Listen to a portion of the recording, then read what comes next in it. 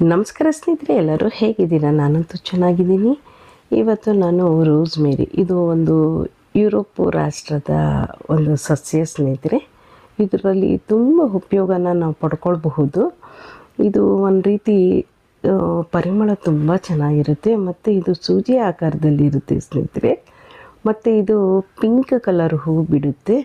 Pink ಅಂದರೆ ಒಂಥರ lavender pink ಈ ರೀತಿ ಮಿಕ್ಸ್ ಆಗಿರೋವಂಥದ್ದು. ಮತ್ತು ಇದನ್ನು ಬೆಳೆಸೋದು ತುಂಬ ಸುಲಭ ಸ್ನೇಹಿತರೆ. ತುಂಬ ಜನ ಹೇಳ್ತಾರೆ, ಅಯ್ಯೋ ಇದನ್ನು ಬೆಳೆಸೋದು ತುಂಬ ಕಷ್ಟ ಅಂದ್ಬಿಟ್ಟು. ನೀವು ಒಂದು ಗಿಡ ತಂದರೆ ನೀವು 10 ಗಿಡನ ನೀವು ಮಾಡ್ಕೊಳ್ಬಹುದು.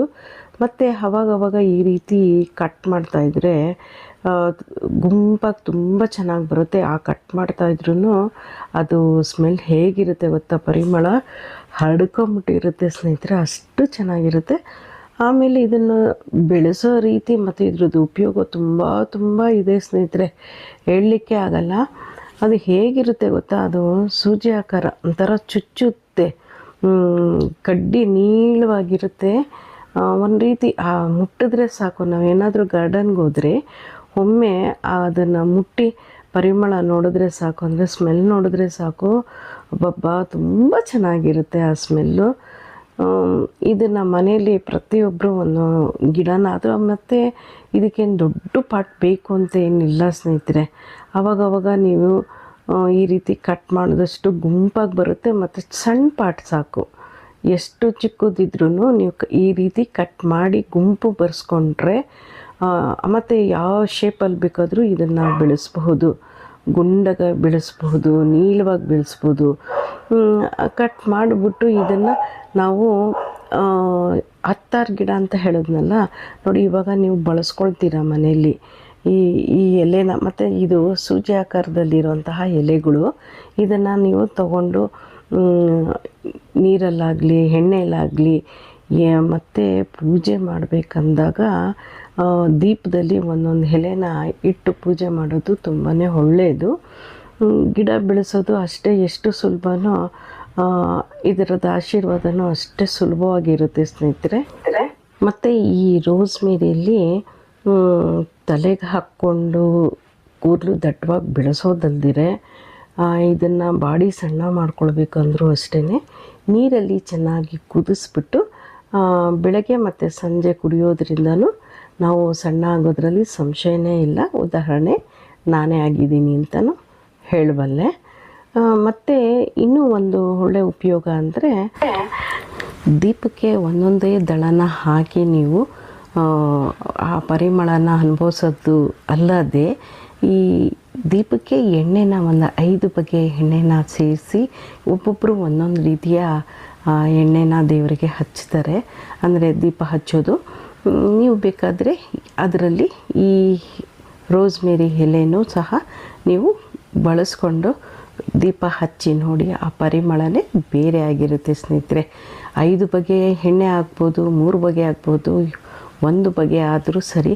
ಅದರ ಜೊತೆಯಲ್ಲಿ ಈ ರೋಸ್ಮೇರಿ ಎಲೆನ ಹಾಕಿ ದೀಪ ಹಚ್ಚಿ ನಿಮ್ಮ ಮನೆಯ ವಾತಾವರಣ ತುಂಬ ಚೆನ್ನಾಗಿರುತ್ತೆ, ಹೇಳೋದರಲ್ಲಿ ಸಂಶಯ ಇಲ್ಲ ಅಂತ ಹೇಳಬಲ್ಲೆ.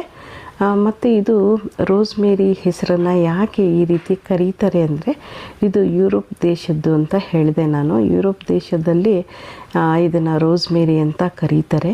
ಇಲ್ಲಿ ಕನ್ನಡದಲ್ಲಿ ಹೆಸರಿದೆ, ಅದನ್ನು ಹೇಳಿದ್ರೆ ಯಾರಿಗೂ ಗೊತ್ತೇ ಆಗಲ್ಲ. ರೋಸ್ಮೇರಿ ಅನ್ನೋದೇ ಪ್ರಚಾರವಾಗ್ಬಿಟ್ಟಿದೆ. ಕನ್ನಡದಲ್ಲಿ ಹೇಳಿದ್ರೆ ಇದು ಯಾವ ಗಿಡ, ಏನದು ಅಂತ ತುಂಬ ಜನಕ್ಕೆ ಅನಿಸುತ್ತೆ. ಆದರೆ ರೋಸ್ಮೇರಿ ಅನ್ನೋದೇ ಹೆಸರುವಾಸಿಯಾಗಿರೋ ಈ ಯುರೋಪ್ ದೇಶದ ಗಿಡ ಇಲ್ಲಿ ತುಂಬ ಚೆನ್ನಾಗಿ ನಮಗೆ ಉಪಯೋಗಕ್ಕೆ ಬಂದಿರೋ ಕಾರಣ ರೋಸ್ಮೇರಿ ಅಂತಲೇ ಎಲ್ಲರೂ ನಾವು ಕರಿತೀವಿ. ಅದರದ್ದೇ ಹೆಸರನ್ನು ನಾವು ಪ್ರಸಾರ ಮಾಡ್ತಾಯಿದ್ದೀವಿ ಅಲ್ವಾ. ಆದರೆ ಕನ್ನಡದಲ್ಲೂ ಮುದ್ದಾದ ಹೆಸರಿದೆ. ಆ ಹೆಸರು ಏನಂದರೆ, ನೀವು ಕೇಳೋಕ್ಕೆ ಖುಷಿಯಾಗುತ್ತೆ ಆ ಹೆಸರನ್ನು. ಅಷ್ಟು ನೀಳವಾಗಿರೋ ಈ ಕಡ್ಡಿಯ ಪರಿಮಳ, ಮತ್ತು ನಾನು ಈ ರೀತಿ ಬಿಡಿಸ್ತಾ ಇರ್ತೀನಿ ನೋಡ್ರಿ, ಆ ಪರಿಮಳ ಹೇಗಿರುತ್ತೆ ಗೊತ್ತಾ?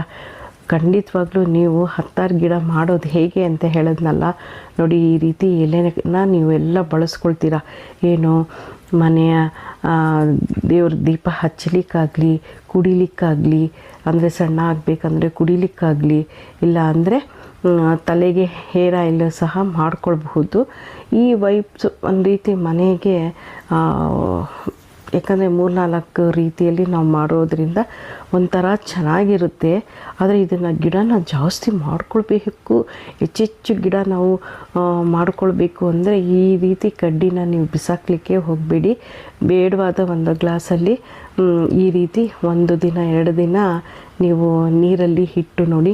ಅಲೋವೆರಾದಲ್ಲೇ ಬೆಳೆಸ್ಬೇಕಂತ ಏನಿಲ್ಲ, ಬರೀ ನೀರಲ್ಲಿ ಇಟ್ಟರೂ ಸಾಕು. 1 ದಿನ 2 ದಿನ ಬೇರು ಕೆಳಗಡೆ ಬಂದ್ಬಿಟ್ಟಿರುತ್ತೆ. ಆಮೇಲೆ ಹೋಗಿ ನೀವು ಒಂದು ಪಾಟಲ್ಲಿ, ಸಣ್ಣ ಪಾಟಲ್ಲಿ ಹಾಕಿದ್ರೂ ದಟ್ಟವಾಗಿ ಬರುತ್ತೆ ಸ್ನೇಹಿತರೆ. ಈ ಉಪಯೋಗನ ಖಂಡಿತವಾಗ್ಲೂ ಬಿಡಬೇಡಿ ಸ್ನೇಹಿತರೆ, ಉಪಯೋಗಿಸ್ಕೊಳ್ಳಿ ಅಂತ ಹೇಳುವಲ್ಲೇ. ಈ ರೋಸ್ಮೇರಿ ಗಿಡನ ಆದಷ್ಟು ಹೆಚ್ಚೆಚ್ಚು ಬೆಳೆಸಿ ಉಪಯೋಗನ ಪಡ್ಕೊಳ್ಳಿ ಅಂತ ನನ್ನ ಅನುಭವದ ಪ್ರಕಾರ. ನಾನು ಏನಿದು ರೋಸ್ಮೇರಿ ಅಂತ ಇದ್ದಾರೆ, ಯಾವ ಗಿಡ ಅಂದ್ಕೊಂಡೆ, ನಾನು ಕನ್ಫ್ಯೂಸಲ್ಲಿದ್ದೆ. ನೋಡೋಣ ಒಮ್ಮೆ ಅಂತ ನಾನು ಟ್ರೈ ಮಾಡಿ ನೋಡಿದೆ. 1 ಗಿಡ ಹೋಗಿ 10 ಗಿಡ ಮಾಡಿ ನಾನು ಸ್ನೇಹಿತರಿಗೆ ಹಂಚಿದ್ದೀನಿ. ಮತ್ತು ನನಗೆ ತುಂಬ ಉಪಯೋಗ ಆಗಿರೋ ಕಾರಣಕ್ಕೋಸ್ಕರ ನಿಮಗೆ ತಿಳಿಸ್ತಾ ಇದ್ದೀನಿ. ನಿಮಗೂ ಉಪಯೋಗ ಆಯಿತು ಅಂದರೆ ನಂಗೆ ಕಮೆಂಟ್ಸ್ ಮೂಲಕ ತಿಳಿಸಿ. ನನ್ನ ವಿಡಿಯೋ ನೋಡಿದ್ದಕ್ಕೆ ಧನ್ಯವಾದಗಳು.